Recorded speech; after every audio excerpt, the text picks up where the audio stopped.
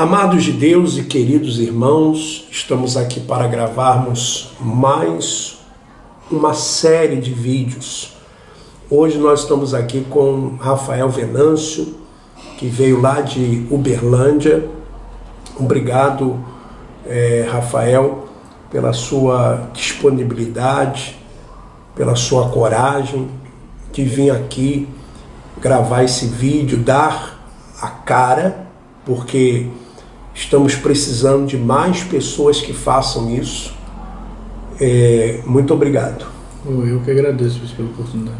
O Rafael vai falar da experiência dele na instituição Igreja Universal do Reino de Deus, como obreiro, como pastor, e também no PRB, como ele apresentou uma denúncia ao Ministério Público Federal de Uberlândia em relação a um vereador pastor lá em Uberlândia, tá? Para você que não me conhece, eu sou o Bispo Alfredo. Nós vamos conversar aqui então com o Rafael. Rafael, você chegou na igreja muito novo, né? Eu cheguei na igreja, era bastante novo. Na instituição Igreja Universal do Reino de Deus, com quantos anos? Eu fui a primeira vez com 11 anos de idade. 11 anos. E aos 13 anos fui morar na igreja. Com 13 anos você foi morar na igreja? 13 anos fui morar na igreja. Como assim você foi morar na igreja? É porque quando eu cheguei na igreja, né, eu fui, né, convidado por uma moça que eu conheci. Comecei a participar do grupo de jovens, os pastores começaram a conversar comigo, disseram que eu tinha condições de ser pastor, mas que para isso eu tinha que morar na igreja para participar do IBURG. Eu teria que entrar aí num curso de preparação para ser pastor. Eu gostei muito da ideia, né? Achei bastante interessante pelo que eles me falaram. Aí eu saí de casa e fui morar na igreja. Bom, para quem não sabe, IBURG quer dizer Instituto Bíblico Universal do Reino de Deus. Então, o IBURG, as pessoas pensam que o jovem vai chegar lá e vai estar no alojamento, recebendo ensino, estudando a Bíblia, sendo preparado para ser pastor. Mas o que foi ser IBURG para você? Isso para mim não foi uma experiência muito boa, né? Logo nos primeiros dias que eu estava morando na igreja, eu passei por algumas coisas que hoje eu vejo que realmente foram bastante traumáticas. Uma dessas situações é que o pastor um dia ficou pelado, era o pastor Charles, né? Ele era bastante gordo, né? Ele tirou a cueca, ficou sem roupa nenhuma e pegou a cueca e falou para mim, vai lavar minha cueca. Mandou eu lavar, tive que ir lá lavar, e isso era todos os dias ele tirava a roupa íntima e mandava eu lavar. Isso era uma das situações. Minha mãe, inclusive, minha família nunca soube disso.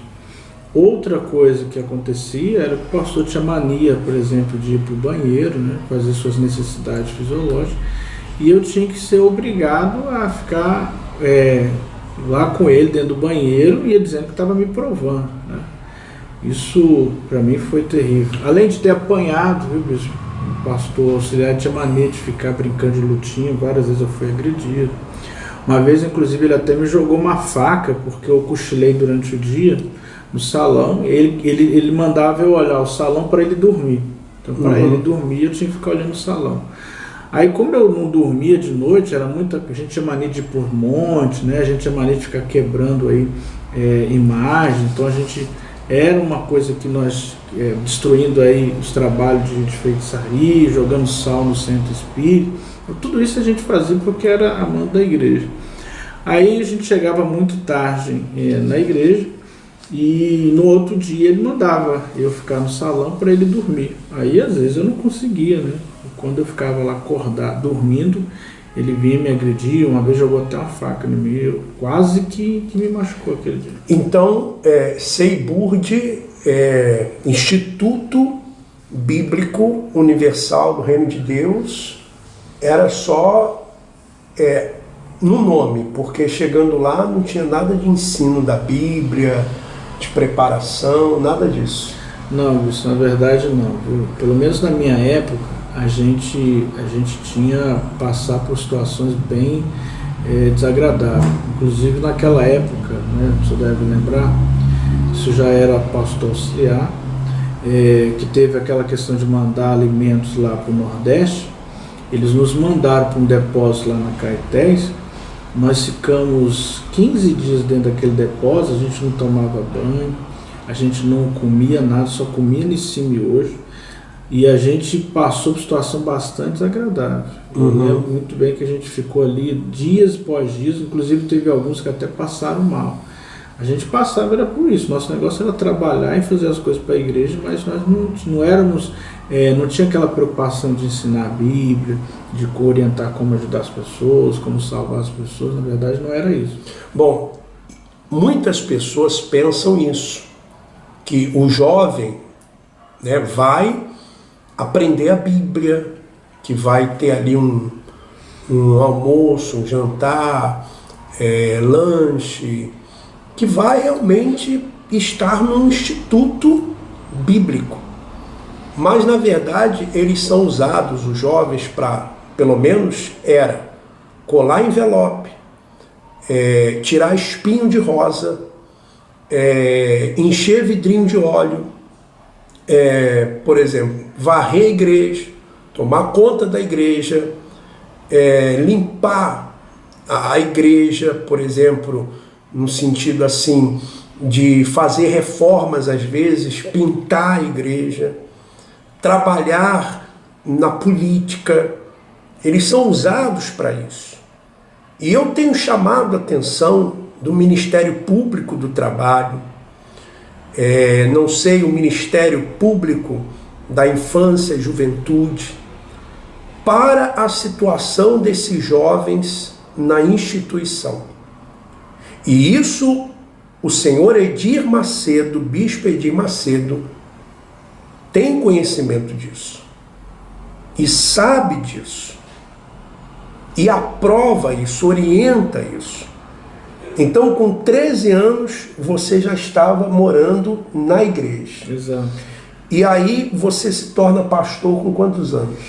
A minha primeira experiência como pastor auxiliar foi aos 16 anos. O pastor me chamou, o pastor Reinaldo, falou: você vai lá para a catedral, você vai ser para uma entrevista, e eu vou dizer uma coisa para os senhores. Hoje eu consigo ver dessa forma. Para mim também foi a pior experiência que eu tive na minha vida. Porque eu lembro que eu cheguei no dia da entrevista 10 horas da manhã, e a minha entrevista foi acontecer 8 horas da noite. Eu fiquei de 10 horas da manhã às 8 horas da noite em pé, numa fila, esperando para ser entrevistado. Depois que eu passei por essa entrevista, né, o bispo me fez algumas perguntas, perguntou se eu já tinha sido homossexual, perguntou se eu trabalhava, perguntou como era a minha família, né. Ele fez essas perguntas, aprovou, assinei a documentação e me disse que na quarta-feira eu deveria estar na igreja. E foi o que eu fiz. Aí me mandaram para um alojamento, né, lá na Tibiras. Esse alojamento nós éramos de 35 jovens. E lá nesse alojamento nós comíamos só sopa. Todo dia era sopa, né. A gente tinha um ferro só de passar roupa. E dormíamos às vezes de 2 ou 3 jovens no mesmo colchão. Então essa era a nossa vida.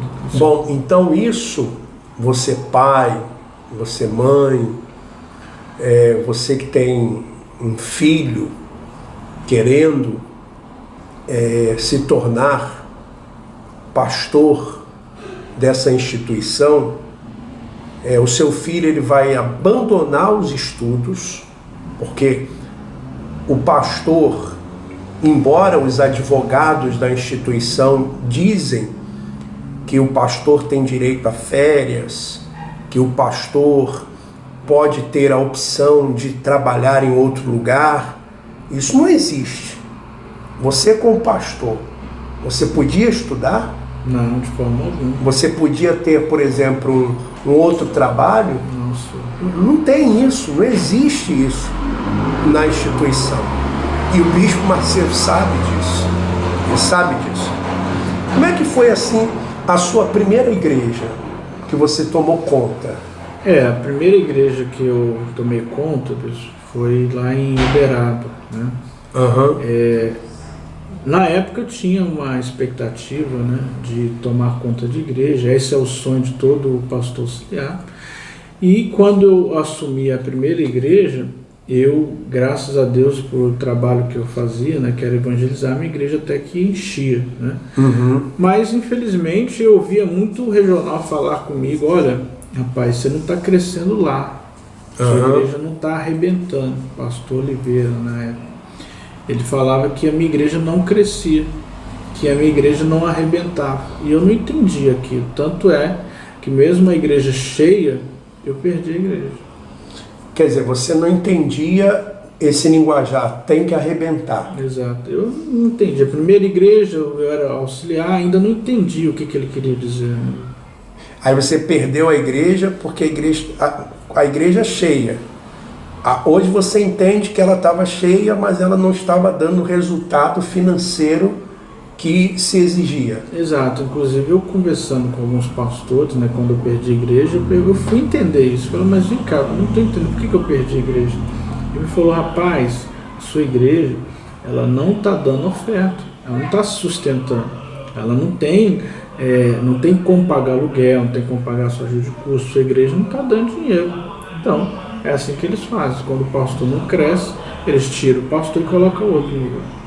Então, arrebentar, você que gosta de usar esse linguajar, arrebentar a instituição, né? O Bispo Macedo, quando fala arrebentar, ele está falando de dinheiro. Ele está falando de dinheiro.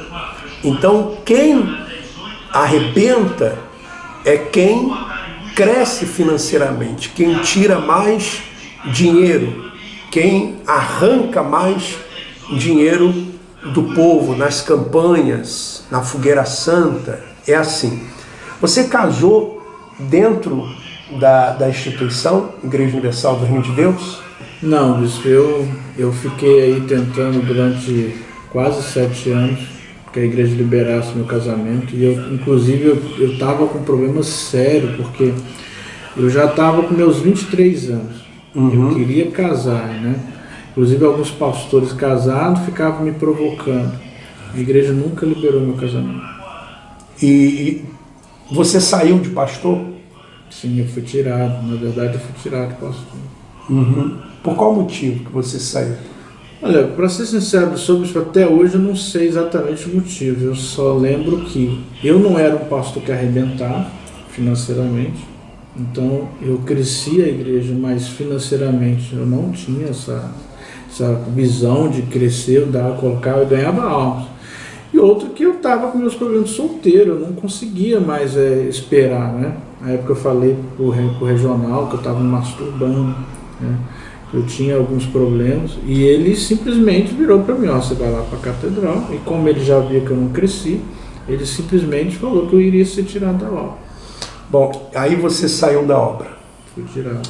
Muito bem, então vamos fazer uma pausa e vamos voltar aqui conversando com o Rafael. Inclusive ele trouxe documentos, né, até o protocolo aqui do Ministério Público Federal. Daqui a pouco nós vamos mostrar, mas vamos fazer uma pausa e já retornamos. Vamos em frente.